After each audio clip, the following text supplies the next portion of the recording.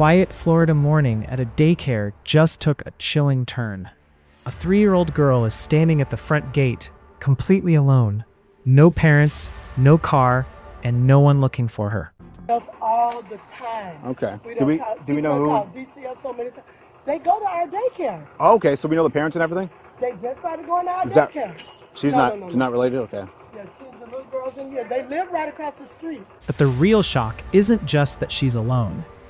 It's that the neighbors have seen this before, at midnight. You seen her? Yeah, I saw her. Where was she walking from? She looked like she was coming from the store. Okay. I just so happened to be standing outside talking to the CDA people about my credentials. Okay. Officers arrive at the daycare to find a toddler who has somehow navigated busy Florida streets to reach her school. The staff is beyond frustrated. They've seen the system fail this child over and over again. I said about 20 minutes. Nobody has come looking for her. So that means she was out here by herself. Okay, she's not even 4 yet. Okay, and we know who her parents are, right? They said this is a normal... they come to her school? Yeah, they just started coming here. Maybe this might be the 3rd week.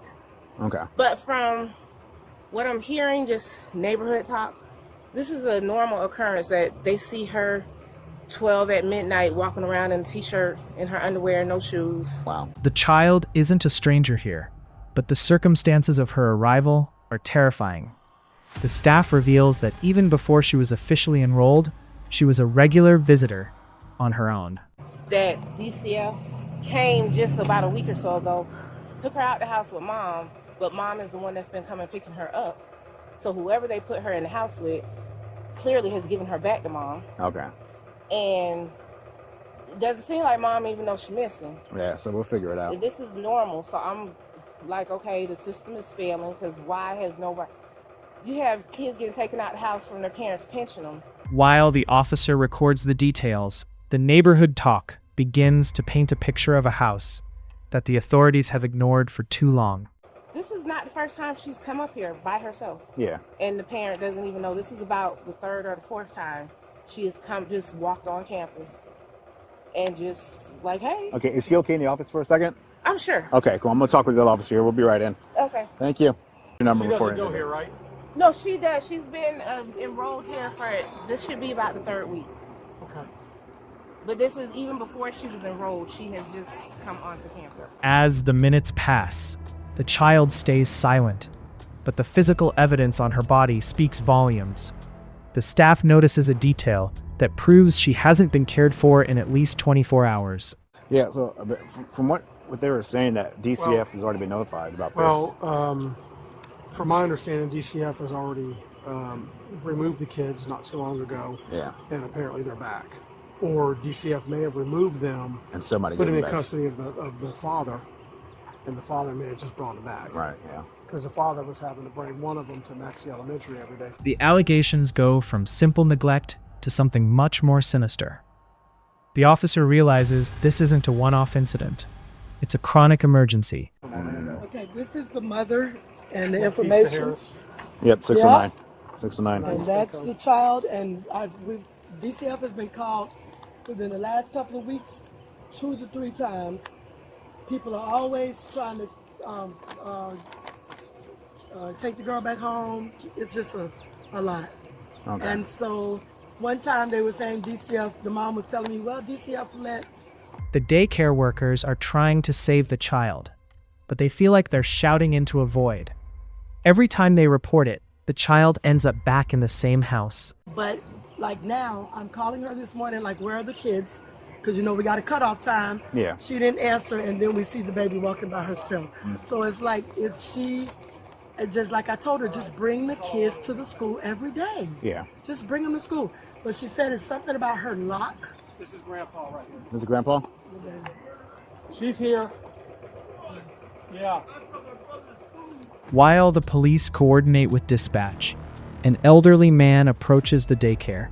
He's the grandfather, but his explanation of how a toddler escaped doesn't offer much comfort. Somebody with a walker was telling her, so I'm thinking it was the little short guy that plays dominoes with Pete. I thought maybe that might have been him when the call came out, but then she wound up coming here. What? So she going to school, and when I left, I took her brother to school over here to Maxwell, and her mother left her sleeping. She when I come out the door, they got all kind of things on the knob so she can't get out. And I don't know how she get out. The house. Where's she at then? She's inside. The child-proof locks were the only thing standing between a toddler and the Florida traffic. They were broken, and nobody bothered to fix them. So are you watching her, or is the mom watching her? Or? Mama let her I took my grandson to school. When I come back, she left her sleep. And then I got out the house. I called around the house when I got back. I ain't seen the house, so I just want to take a walk. See how she around. But when she got out, she to hang around this lady house up here. Yeah. But I walked on down this way, and that was shit right here.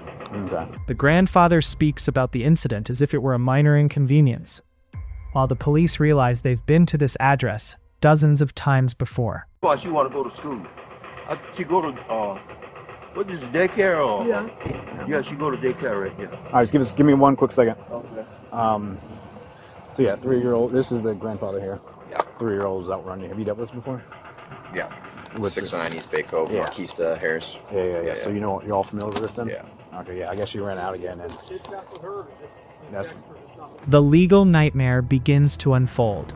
These children had already been rescued once, yet they were handed right back to the people they were being protected from. So that's my thing. Did you report it to DCF? So I haven't actually dealt with this specific issue, but I've dealt with that house a bajillion times, and I know of this issue. I've never actually been the one to respond, but I've been told that this is an issue. So apparently the kid, I guess, got out of the house. The dad said, or the grandpa said he left, and I guess the mom's in there sleeping, and the kid got out. And from what the note's saying, the kid was running up down here. Then the officer attempts to explain the legal red tape to the daycare staff, but the reality is grim. Proving a home is unfit is harder than it looks, even when a child is wandering the streets in yesterday's clothes. You've got the daughter, the little girl down there, back there? Okay. Mm-hmm. So we're working with our community liaison. She's worked with DCF. She's been involved with this family off and on.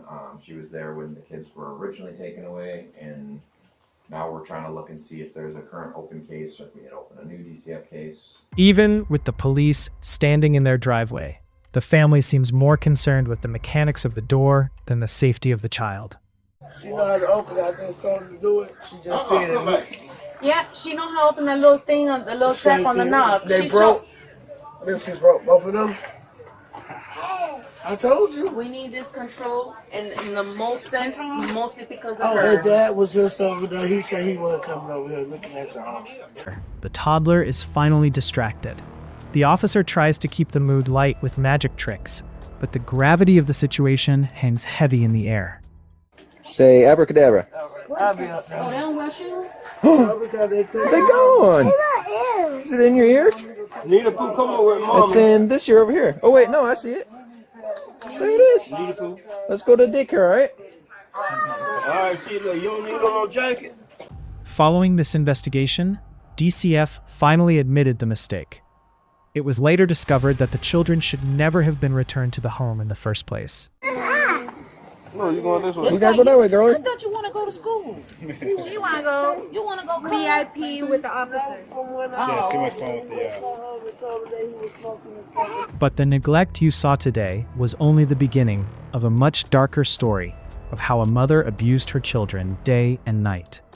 To see the full evidence that finally shut this house of horrors down, click the video on the screen right now.